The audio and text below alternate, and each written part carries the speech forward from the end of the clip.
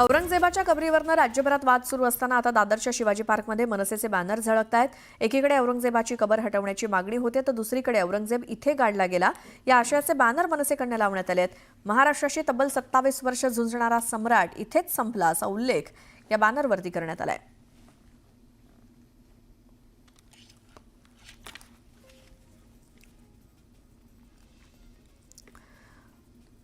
मुंबईतल्या दादर इथल्या शिवाजी पार्कमध्ये मनसेकडनं हे असे बॅनर सध्या लावण्यात आलेत, पाहूयात।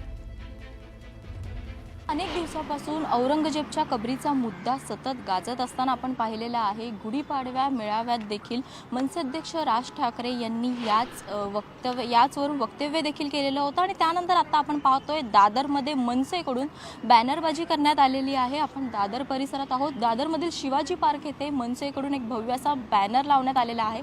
यावरती होय इथेच आलमगीर औरंगजेब गाडला गेला असा आशय आपल्याला पाहायला मिळतोय। तसंच हिंदवी स्वराज्याचे संस्थापक छत्रपती शिवाजी महाराज यांनी दिलेला विचार संपवू पाहणारी महाशक्ती इथेच मातीत मिळाली। महाराष्ट्राची तब्बल 27 वर्षे झुंजणारा सम्राट इथेच संपला असा आशय देखील आपल्याला पाहायला मिळतोय। आपण पाहिलंच आहे की गेल्या अनेक दिवसांपासून याच औरंगजेबच्या कबरीवरून राजकारण तापलेलं आहे। अधिवेशनात देखील हा मुद्दा जो आहे तो बराच गाजलेला होता। त्यानंतर आता मनसेकडून ही जी बॅनरबाजी करण्यात आलेली आहे या बॅनरवरतील आशय जो आहे तो सर्वांचेच लक्ष वेधताना दिसत आहे। तसेच हा बॅनर चर्चेचा विषय ठरत आहे। व्हिडिओ जर्नलिस्ट हर्षद गोरखासह स्नेहा जाधव, न्यूज 18 लोकमत, दादर।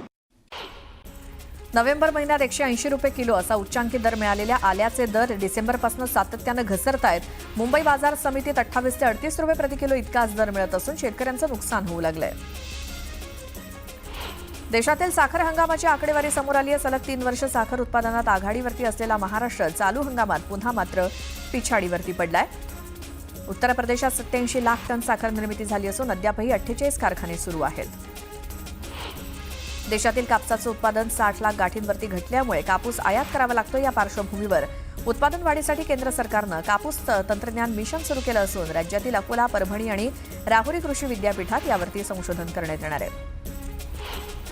राज्यातील बाजार समितीमध्ये 21,000 क्विंटल कांद्याची आवक झाली। यात अहिल्यानगर बाजारात उन्हाळ कांद्याची 12,000 क्विंटल अशी सर्वाधिक आवक झाली।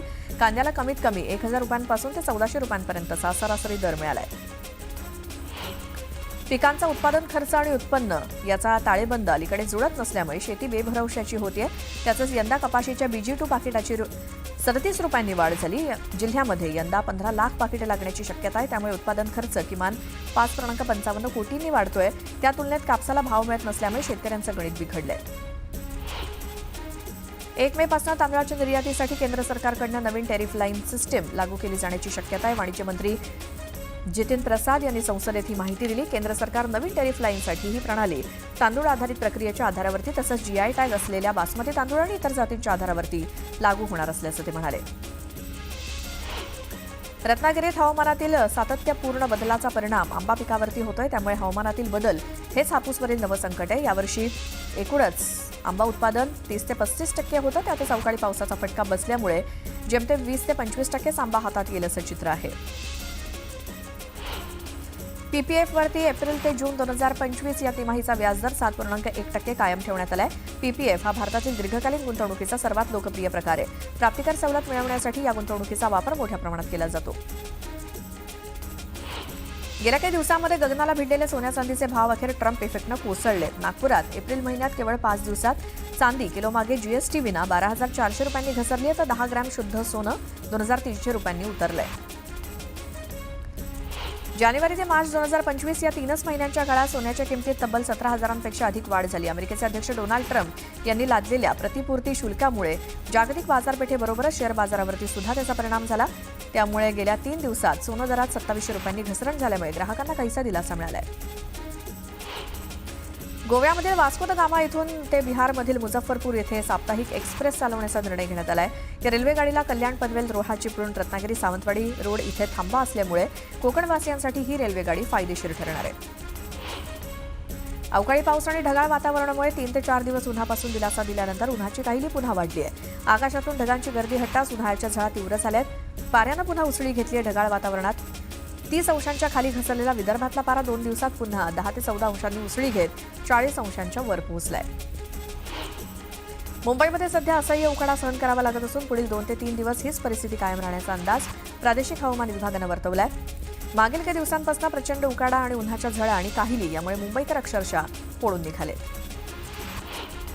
अवकाळीचा प्रभाव ओसरताच विदर्भामध्ये पुन्हा उन्हाचे तीव्र चटके जाणवू लागले. रविवारी कमाल तापमानानं आणखी उसळी घेत 44 अंशांच्या दिशेने झेप घेतली. कोकणामध्ये उष्ण आणि दमट हवामानाची शक्यता असल्यामुळे येलो अलर्ट देण्यात आलाय. नागपूर, अकोला आणि यवतमाळसह राज्यात ठिकठिकाणी तापमानानं 40 पार केली. तर येत्या 2 ते 3 दिवसात राज्यातील अनेक ठिकाणी तापमानात 2 ते 3 अंशांनी वाढ होण्याची शक्यता हवामान विभागानं वर्तवली आहे.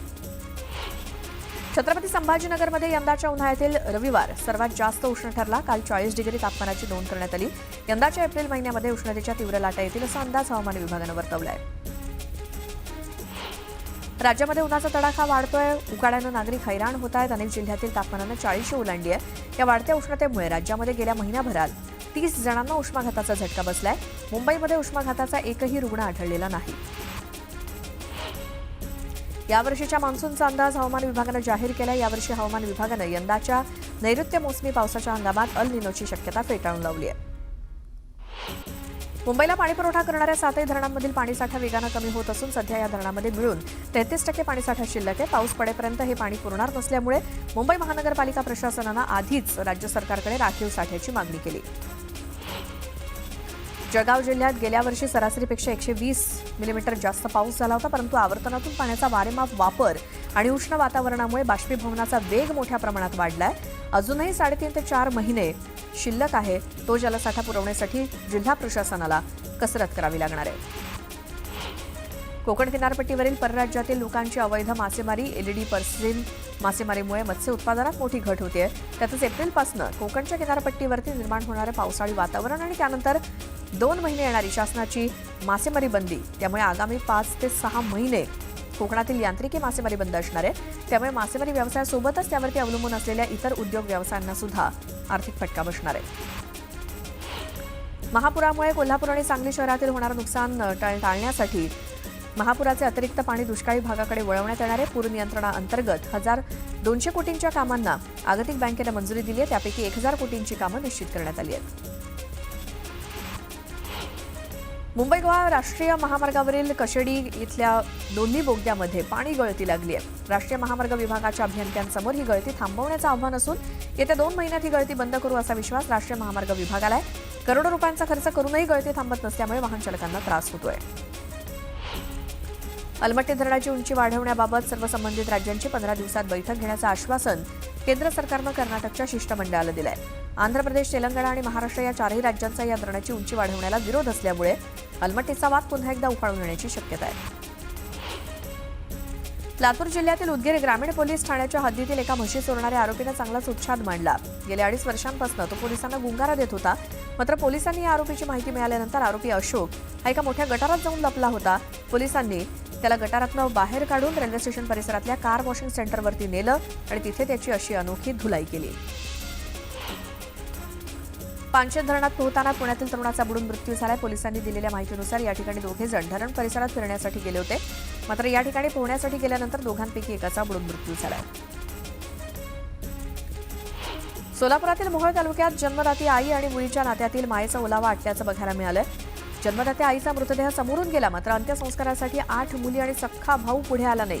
दरम्यान प्रार्थना फाउंडेशनचे प्रसाद मोहिते यांनी आपल्या सहकाऱ्यांसोबत भीमाबाई चटके यांच्या पार्थिवावर अंत्यसंस्कार केले. अलिबागमध्ये राम जन्मोत्सवानिमित्त भव्य शोभायात्रा काढण्यात आली. या शोभायात्रेत केरळच्या ढोल पथकाला पाहण्यासाठी नागरिकांनी गर्दी केली. सिल्लोड येथे श्रीराम जन्मोत्सव सोहळा उत्साहात पार पडला. शहरातील श्रीराम मंदिरात दिवसभर धार्मिक कार्यक्रमाची रेलचेल बघायला मिळाली. संध्याकाळी श्रीराम जन्मोत्सव रामनवमी निमित्तानं शहरातील त्रिवेणी गल्ली भागातील श्रीराम मंदिर येथून दरवर्षीप्रमाणे भव्य शोभायात्रा काढण्यात आली. वणीगडावरील सप्तशृंगी देवीच्या चैत्र उत्सवासाठी हजारो भाविकांचे जथ्थे वणीगडाकडे रवाना झालेत. तर यात्रा उत्सवासाठी खानदेशातील हजारो भाविक पायी हे वणीगडाकडे जातात. 4 दिवस पायी प्रवासानंतर चैत्र पौर्णिमेला हे सर्व भक्त सप्तशृंगी देवीचं दर्शन घेऊन आपापल्या गावाकडे परतत असतात. खानदेशाचे आराध्य दैवत म्हणून ओळखल्या जाणाऱ्या गडावर जाण्यासाठी भक्तांचे जथ्थेच्या जथ्थे पायी गडाकडे रवाना झालेत. आजच भक्तांना सेवा म्हणून जागोजागी अनेकांकडनं भंडारा, ताक वाटप, पाणी वाटपाचं आयोजन देखील करण्यात आलंय. त्यातील एका ठिकाणी भक्तांना ताक वाटप सुरू असताना या ठिकाणून जाणाऱ्या कृषी मंत्री माणिकराव कोकाटे यांनी देखील आपला ताफा थांबवत अनेक पायी चालणाऱ्या भक्तांना ताक वाटप करत त्यांची विचारपूस देखील केल्याचं बघायला मिळालं. परभणी शहरासह जिल्हाभरात रामनवमीचा उत्सव उत्साहात साजरा करण्यात आला. शहरातील प्रमुख रस्त्यावरनं काढण्यात आलेल्या मिरवणुकीमध्ये आकर्षक देखावे सादर करण्यात आले. पुण्यात सुद्धा रामनवमीचा मोठा जल्लोष बघायला मिळाला. शहरातील विविध भागात यावेळी पारंपरिक पद्धतीनं शोभायात्रा काढण्यात आली. अनेक मंडळांनी यावेळी प्रभू श्रीरामाची भव्य प्रतिकृती साकारली होती.